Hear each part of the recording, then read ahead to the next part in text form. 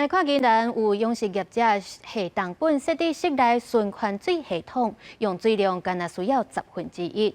其实，一般的养殖业者用水量拢真大，所以即马渔业署嘛有推出补助，来推广建设循环水的系统，会当顾环保、各省水。分解完之后再回去鱼池。 这颗饲正水路鱼的水，经过循环系统过滤了后，水搁流到转来养殖池内底。宜兰东山乡柯安拿正水鱼仔养殖业者柯志月利用这个系统饲正水路鱼、甲深量鱼等等的鱼仔，还可以当随时监控水质甲水温。是大概只有10%，1/10或者是1%。因为正水的养殖业用水量真大，会对环境产生影响。亲像东山乡有饲鲫鱼，鲫鱼对水质的要求真悬。 所以业者都爱大量抽水甲排水，导航怀疑讲这可能是地势北部甲湾山等等的所在稳泉水减少的原因。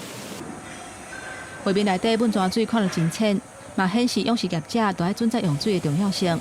柯志月除了饲深量鱼、甲正水路鱼，嘛有饲鲫鱼。伊讲鲫鱼对水质的要求虽然真悬，要用循环水来饲真好，不过伊嘛在思考建立系统。 甲饲鲫鱼排放的废水再利用，会当摕来引产或者是饲其他的鱼啊。那当然是针对一些抽水机、一些设施来予以补助。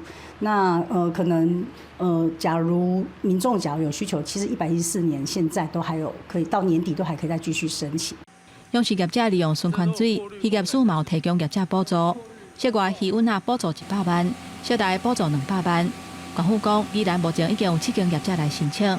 今年年底进前，若有需求的业者，嘛会当继续申请。公司新闻，宜兰报道。